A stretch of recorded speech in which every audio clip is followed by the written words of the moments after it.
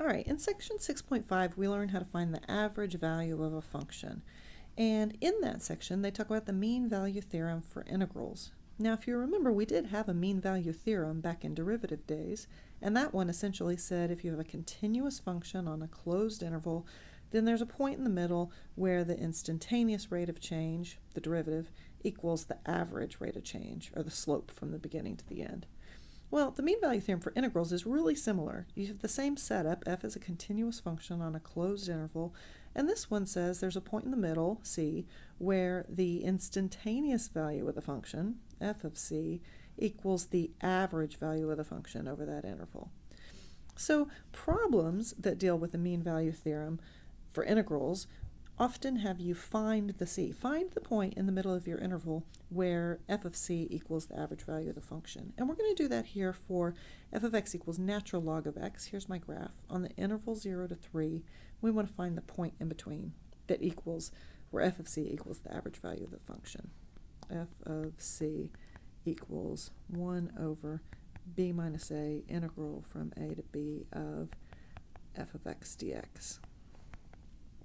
Okay, so in this problem, f of x is natural log of x, so we can rewrite this as natural log of c. And b and a are 3 and 1, so this is 1/2 the integral from 1 to 3 of natural log of x dx. And I don't know if you remember from chapter 5, but natural log of x needs integration by parts. This was one of the classic examples because we know how to differentiate natural log of x, but we don't really know its antiderivative, so you let u be natural log of x and the dv be the dx.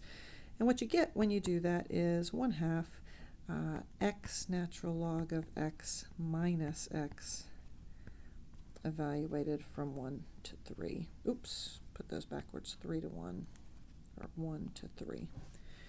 All right, so let's work this out a little. I've got natural log of c is 1/2 3 log 3 minus 3 minus 1 log 1 minus, I'm going to go ahead and distribute that minus 1. Okay, and if I multiplied both sides by 2, I'd have 2 natural log of c over here, which, don't forget, we can write this as natural log of c squared. And so I took care of that 1/2, but over here I have 3 log 3, which is the same as log of 3 cubed, 3 to the 3rd power, 27, and minus log 1, this is the same, log 27 minus log 1 is the same as log 27 over 1, and then the minus 3 plus 1 gives me a minus 2.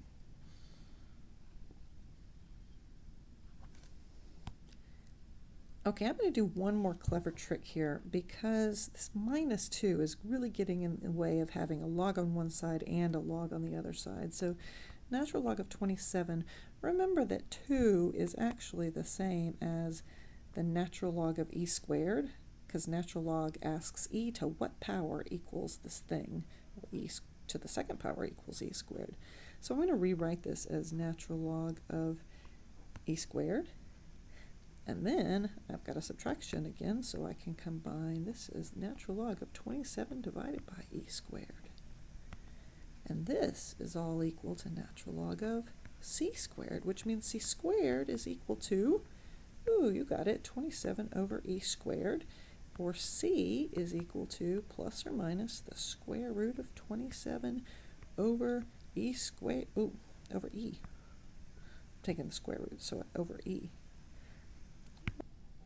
Now I cheated and put that into my calculator while you weren't looking, and I came up with this is about equal to plus or minus 1.911555765. You don't need all those digits.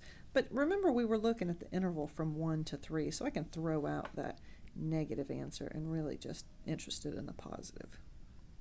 So this tells me that C in the problem is about 1.91. Okay, so if we go back up to our graph, right around here is the C value where this height, f of c, gives me the average value of the function from 1 to 3. That's what we're looking at, found the C. This also matches the third piece of the instructions, sketch the graph of f and the rectangle whose area is the same as the area under the graph of f. So the average value is the same as the area under the graph, and this rectangle has the same area.